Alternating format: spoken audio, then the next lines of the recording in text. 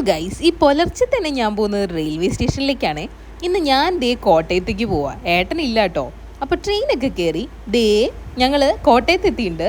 അതായത് കോട്ടയത്ത് എത്തിയപ്പോൾ എനിക്ക് ഇവരെയും കൂടെ കിട്ടിയിരുന്നു കേട്ടോ. എൻ്റെ ഫ്രണ്ട്സാണേ.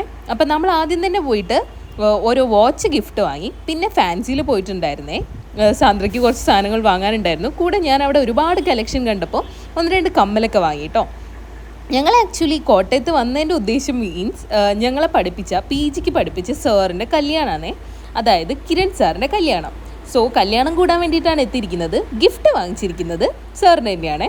അപ്പോൾ അവിടെ ഒരു ഡ്രാഗൺ ഫ്രൂട്ടിൻ്റെ വലിയ പാടം തന്നെ കണ്ടു കേട്ടോ. പിന്നെ ഞങ്ങൾ ചായ കുടിക്കാത്തതുകൊണ്ട് പഫ്സൊക്കെ കഴിച്ച് നേരെ KSRTC കയറി കൺവെൻഷൻ സെൻറ്ററിൽ എത്തിയിട്ടുണ്ട്.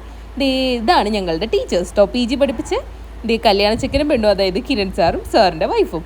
അപ്പോൾ എല്ലാവരെയും കുറേ കാലത്തിന് ശേഷം മീറ്റ് ചെയ്തു. പിന്നെ തിരിച്ച് ഞങ്ങൾ കോട്ടയത്ത് നിന്ന് തൃശ്ശൂരേക്ക് ട്രെയിൻ കയറി. നല്ല തിരക്കായിരുന്നു, സീറ്റ് കിട്ടിയില്ല. തൃശ്ശൂരെത്തി ഞങ്ങൾ ഓരോ ജ്യൂസ് കുടിച്ചു.